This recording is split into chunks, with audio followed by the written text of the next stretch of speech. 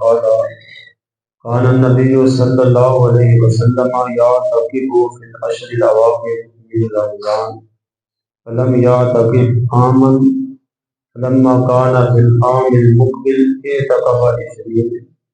حضرت انس بن مالک رضی اللہ تعالیٰ عنہ فرماتے ہیں حضور صلی اللہ علیہ وسلم رمضان کے آخری 10 دنوں کے اندر مسجد کے اندر اعتکاف فرماتے تھے۔ اگر کسی سال کسی مجبوری کی وجہ سے حضور صلی اللہ تعالیٰ علیہ وسلم کا اعتکاف رہ جاتا فلما کان فی العام المقبل اعتکف 20، تو جب اگلا سال آتا تو سرکار 20 دن کا اعتکاف فرما کر اس 10 دنوں کی بھی وہ قضا فرماتے تھے۔ یعنی سرکار نے اس بات کو اتنا پسند فرمایا۔ اگر کسی مجبوری کی وجہ سے، مجبوری کیا ہے کہ جنگ کے اندر گئے ہوئے ہیں، اس وجہ سے اگر کسی رمضان کے اندر سرکار کا اعتکاف رہ گیا تو اگلے سال حضور صلی اللہ علیہ وسلم نے 20 دن اعتکاف فرمایا، 10 دن پچھلے سال کے اور 10 دن اس سال کے۔ حضور صلی اللہ علیہ وسلم اس آخری 10 دنوں کے اندر مسجد کے اندر اعتکاف بیٹھنے کو حضور اتنا پسند فرماتے۔ اعتکاف کی 4 شرائط ہیں۔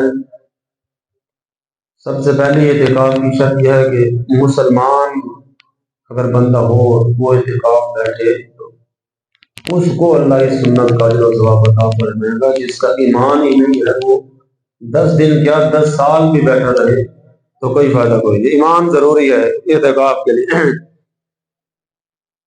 دنیا کے اندر بے شمار مذاہب ہیں، اگر آپ یہ خود مت کو کبھی پڑھے نا تو ان کے یہاں رحبانیت کا بڑا تصور ملتا ہے۔ یہ کوشش نشینی ان کی ساری ٹوٹل تعلیمات، ان کے جتنے بھی وہ پیروکار ماننے والے ہوتے ہیں نا، وہ ایک پودے کے اندر جا کر عبادت کرتے رہتے ہیں۔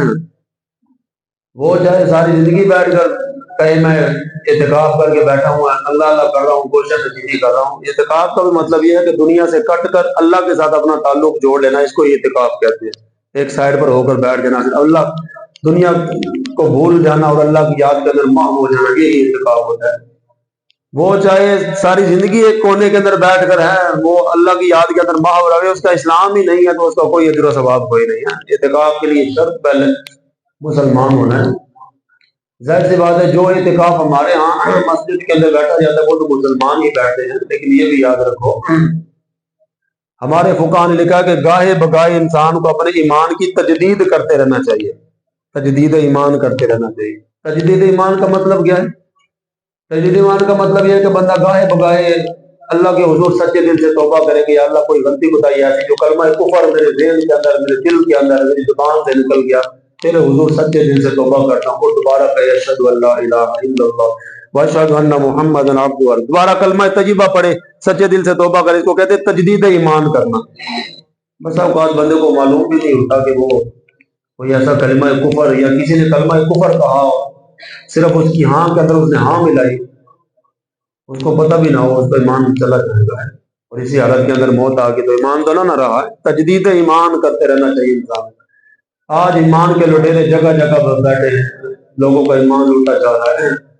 کوئی صحابہ اکرام علیہم رضوان کی توہین کر کے لوٹ رہا ہے، کوئی ہمارے آقا مولا صلی اللہ تعالیٰ علیہ وسلم کے بارے میں وہ نازیبا الفاظ کہے کہ بندہ زبان پر بھی نہیں لا سکتا۔ جنہوں نے کہے وہ تو ان کا تو ایمان گیا نا، جو ان کے پیروکار بنے، جو ان کے نقش قدم پر چلتے ہوئے جنہوں نے ان کا مسلک اختیار کیا، ان کا بھی اسلام نہیں رہے گا۔ مثال کے طور پر میں کہتا ہوں، ایک بندے نے کہا کہ اگر حضور کا خیال نماز کے اندر آ جائے تو وہ تو کہتے کہ خیال میں بھی برا خیال تھا، وہ تو مومن نہ رہا ہے۔ کسی نے کہا کہ حضور کو اگر علم غیب تھا تو اتنا علم غیب تو ہر پاگل مجنون کو کتاب، حضور کی اس کے اندر تخصیص ہی کیا تھی؟ اس طرح کی بے شمار باتیں کہنے والے، اپنے آپ کو صاحب علم کہنے والے، یہ یاد رکھو ہمارے فقہاء نے لکھا کہ کسی کی گفتگو سے، لب و لہجے سے، کسی کی تحریر سے، تقریر سے کوئی کروڑواں حصہ بھی سرکار کی شان کے اندر توحید کا پہلو بھی پایا جاتا ہو نا، اس بندے کا ایمان ظاہر ہو جائے گا۔ تجدید ایمان، یہ جو اپنے آپ کو مسلمان سمجھ کر بھی اعتکاف بیٹھتے ہیں نا، ان کے لیے بھی شرط اسلام ہونا ہے۔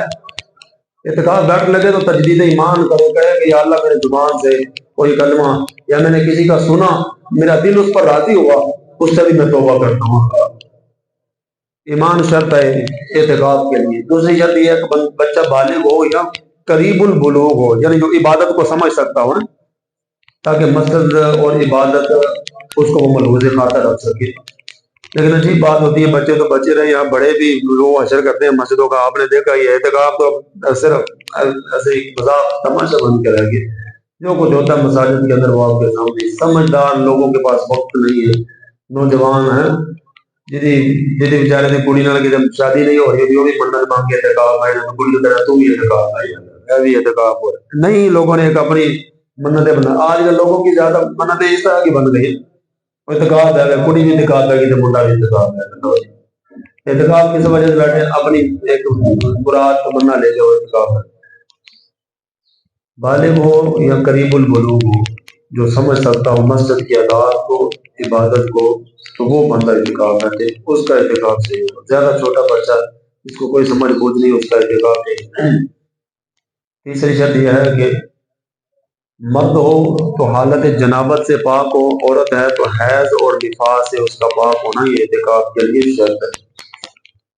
ہماری عورتیں بیچاری اعتکاف بیٹھ جاتی ہیں، ظاہری بات ہے ان کے معاملات ہوتے ہیں، کسی مجبوری کی وجہ سے اگر ان کو ایام مخصوصہ شروع ہو گئے تو ان کا اعتکاف ختم ہو جائے گا، اگلے سال پھر ان کو اس اعتکاف کی قضا کرنا پڑے گا۔ اس حالت کے اندر عورت اعتکاف نہیں بیٹھ سکتی۔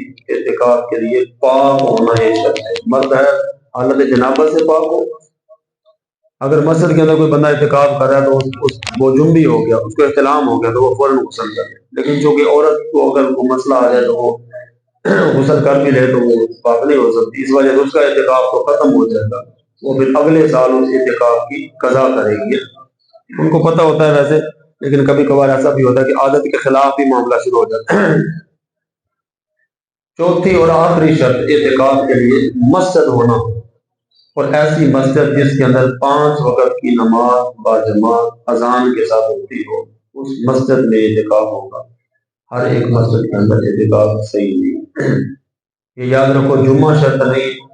گاؤں دیہات کے اندر اگر کوئی ایسی مسجد ہے جہاں جمعہ نہیں ہوتا لیکن اذان اور نماز ہوتی ہے تو وہاں کوئی بندہ اعتکاف بیٹھ گیا تو اس کو اجازت ہے کہ جمعے کے لیے وہ اپنی مسجد سے نکل کر جہاں پر جمعہ ہوتا ہے وہاں پر جائے، جمعے کی نماز ادا کرے اور واپس آ کر اپنی مسجد کے اندر اعتکاف کرے، اس کا وہی اعتکاف نہیں ہوگا۔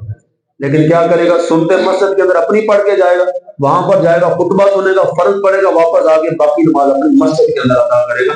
راستے میں آتے جاتے وقت نہ کسی کے پاس ٹھہرے گا نہ کسی سے گفتگو کرے گا، اگر ٹھہرا گفتگو کی تو اس کا اعتکاف ٹوٹ جائے گا۔ یہ یاد رکھو، بغیر کسی وجہ کے، مجبوری کے، ایک لمحے کے لیے بھی کوئی بندہ مسجد سے باہر نکلا نا تو اس کا اعتکاف ٹوٹ جائے گا۔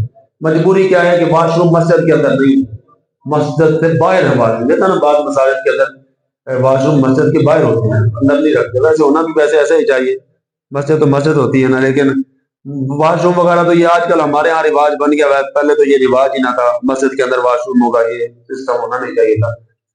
وہ بھی مسافروں کے لیے تھا کہ جو دور سے آتا ہے تو اس کے لیے وضو اور واش روم ہے۔ ایتھے نال دے گھر دا بھی مسافر ہی ہوتا ہے، انہیں بھی مسیطہ ہی آ کے واش روم تے وضو، میں بھی نہیں پتا کروں وضو کر کے آواں تے جتنے قدم چل کے جاواں بھی دیکھیاں نا، انہیں کہنا اتنے جا کے کراں گے، بابا جگہ بنی ہوئی ہے سونی دی ہے، گھر جگہ بھی کوئی نہیں۔